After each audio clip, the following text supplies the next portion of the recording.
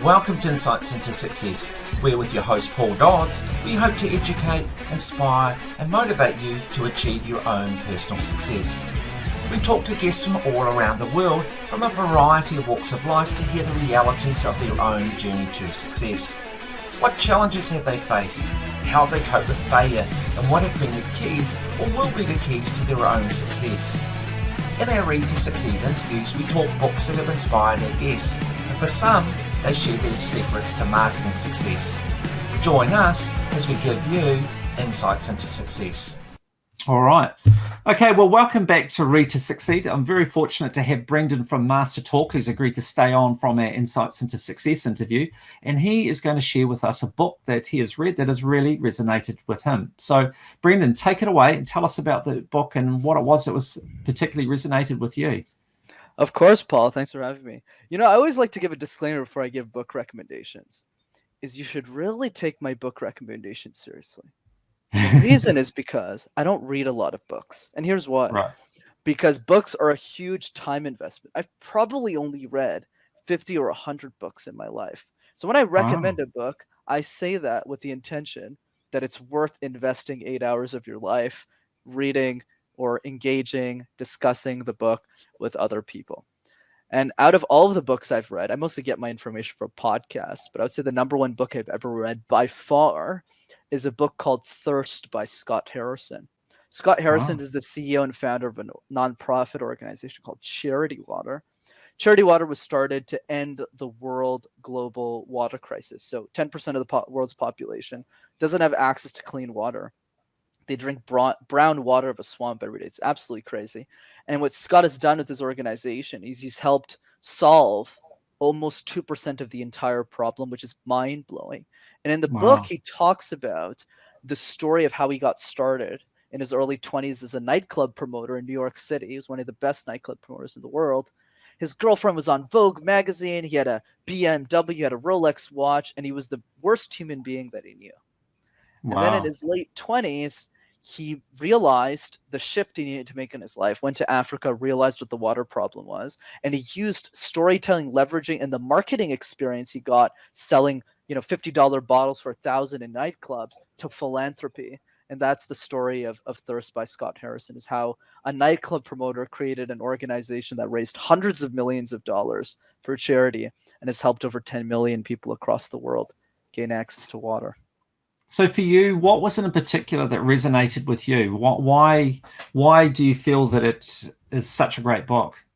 Yeah, so many reasons. And actually, as a side note, this book is so important to my life, Paul, that I literally have 2 copies of the book on my shelf to remind me that this is the most important one. And there's a quote from the book that is probably the most important piece of the entire read, which is the following. The goal is not to live forever, but rather create something that will. So when I was in my early 20s and I read this book and I found out about his book, I helped him with his launch and I helped him sell a couple of copies myself way before I had the idea for MasterTalk and what I do today. The reason why that quote resonated with me so much, the goal is not to live forever, but rather create something that will, is it really helped me refocus my energy. Because when I was 20 and I had no money, obviously, like any other 20-year-old who was filled with ego, I wanted to use that money to buy a bunch of stuff, get a nice car, buy a nice watch, go on some great vacations. And that was really the focus. Get a corporate job, make a bunch of money, stay in my mom's basement, stack it up, become a millionaire, and just go spend it on some crazy stuff. But when I started following his work and reading what he was doing and understanding it was a wake-up call for me that I fortunately got extremely early in life about, hey, life is not about what you get, it's about what you give. It's about how you contribute to society. And I started asking myself much bigger questions about life, like what difference do I want to make in the world? When I'm dead, what do I want my legacy to be? And it's because of Scott Harrison, amongst many other mentors I greatly respect, that I was able to focus on that contribution early and get the success I've had for my age. So with Scott, was there a particular event that happened that made him kind of really reflect on who he had become and realize that he didn't like who he had become and really motivated him to make this fundamental shift? Was there any particular event or was it just progressive? It was definitely progressive, but there is one moment in the book that does stick out to me as we're having this discussion. And the moment was when he was 28 years old, and he was at his loft after a night of partying, taking a bunch of drugs, and he ordered a pizza. There's a bunch of people at his loft. And Yeah. the guy knocks on the door to deliver pizza, and he asked Scott to sign something, but he forgot the pen. And Scott yelled at him for 5 minutes, like, "How do you not have a pen? Are you like stupid?" And he ruined the guy's life over a pen. It like didn't make sense. Wow. And then he took the pizza, cussed him out, closed the door, and then he sat down and woke up the next morning and looked at himself in the mirror and realized he was the worst human being that he knew. So that was Wow. the turning point. There's many others in the book, but that's the one Yeah. that's the most striking to me. Right. Remarkable. Sounds a remarkable story, and great that he did actually come to that realization, because a lot of people go through their life and they don't. They'll be that person for their whole entire life. So, yeah, very interesting to hear that. So, sounds like a book I need to read. So, for you, Brenden, I appreciate that you don't read a lot of books, but in terms of reading, what is your preference?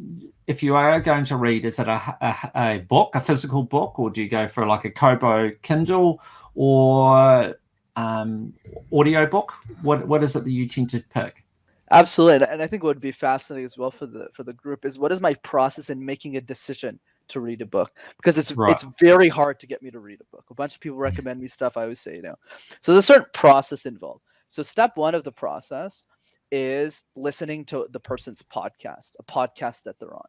So if that podcast is really good, I go on to step two, which is listen to 10 interviews, 5 interviews of that same individual. And then if I'm so impressed and I want to know all the details from A to Z, then I read the book. Most people fail the test at part 1. Listen to the podcast, I'm like, this is not so.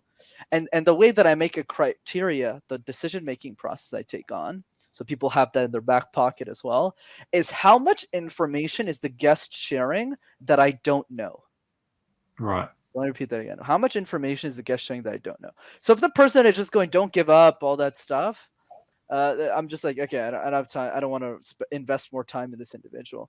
But when Scott Harrison went on Lewis Howes's podcast, The School of Greatness, I was blown away. Everything that was coming out of his mouth, I did not know. I said, oh my God, I don't know this. I don't know that. I don't know this.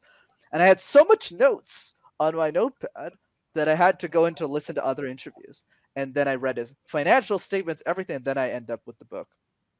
And in terms of my preference, personally, I like Audible. I'm more of an audiobook. I'm a pretty slow reader, and I don't remember a lot of the information. And I like taking notes while I'm reading a book or listening to a podcast. So because of that, I much prefer audiobooks. So for you, from what you've indicated, the driver for you is them being on a podcast.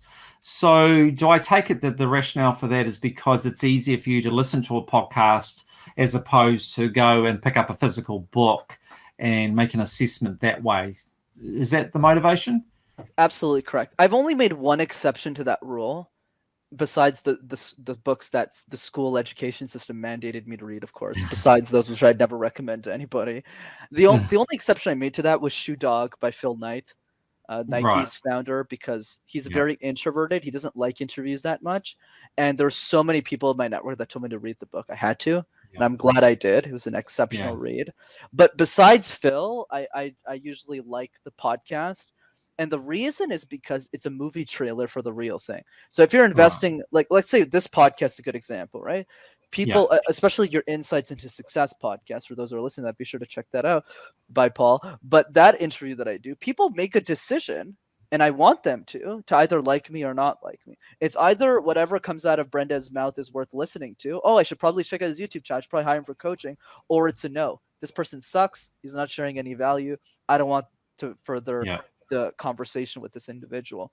And the market is the market. So for me, it's the same thing with podcasting. Is somebody really needs to set a high bar in that and share a lot of information openly and freely for them to move forward. And I set that same standard for myself. I always want to be the best communication expert on anyone's podcast. I always want to drop the most value, because I know the audience is making a decision in that conversation, the really top people, on whether or not they want to keep talking to me or not. Right. Just to wrap this up, you did touch on about Phil Knight and the Nike story. Two things there. One is, Brenden, remember, he was an accountant. So there you go. Look what he achieved, and he was an accountant. The second thing for me, having read that book, was remarkable, was how long they went before the business was at a point that it was secure. Even when it outwardly appeared to be very successful, they had this huge potential debt over a tax that was going to be imposed, think compliments of some competitors. Until that was dealt with, even though outwardly they looked successful, they were still struggling, and they still very much had a question mark over their existence. So for me, that was really quite surprising. I would have thought by that stage they were very comfortable and had loads of money in the bank and everything was very secure. But in actual fact, his journey went on for a very long time before he could ever really feel truly comfortable that they were going to be okay and really make it. Absolutely.